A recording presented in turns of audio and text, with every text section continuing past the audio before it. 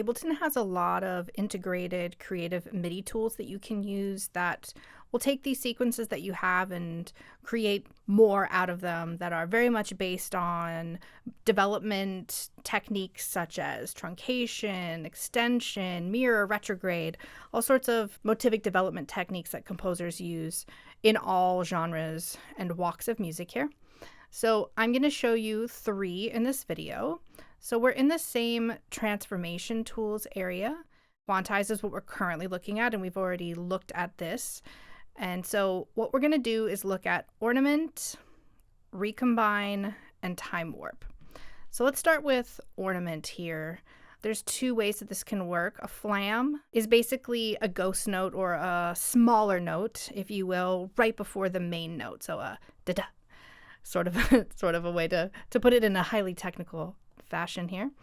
And then a grace note would be the same thing, a note directly preceding a note that is shorter at a lower velocity and at sometimes a different pitch as well. So we are in a drum sequence right now, so I'm going to stick with flam here. And I'm going to select the hi-hats. So this is where we're going to want the flam. You can see I do not have transform on yet. And I'm also leaving info view open here. So as we move through these different parameters, you can also see what live is saying about them. I'm going to go ahead and just click transform. We're going to zoom way in here. So you can see that it's created a tiny, teeny little MIDI note for us there. I'm also going to solo the drums. So we're just only listening to that. You can barely hear it, right? So let's change the position of the flam. So you can very clearly hear it there.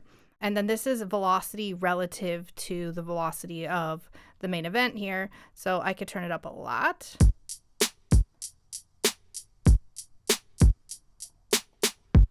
Or down a little bit here as well.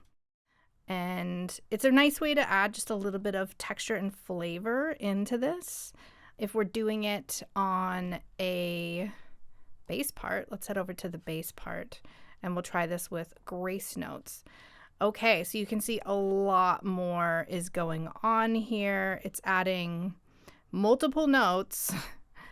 We can change the position. So I've got 2 notes here. Let's just take a really quick listen to this.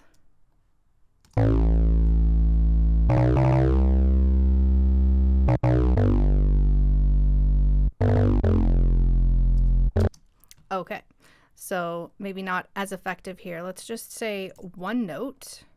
So we've got 1 grace note, and then I want it to go from the note below it. So this is snapping to the scale already. You can see this is a scale responsive device.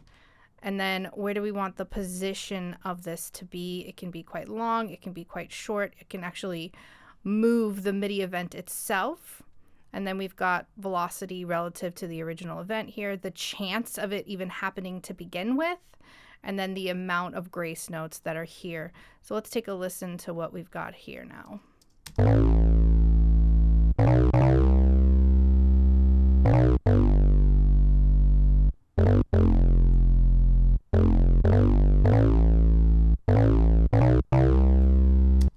Okay, so you can see these 2 in action on a percussive and a melodic sense of ornamenting the notes.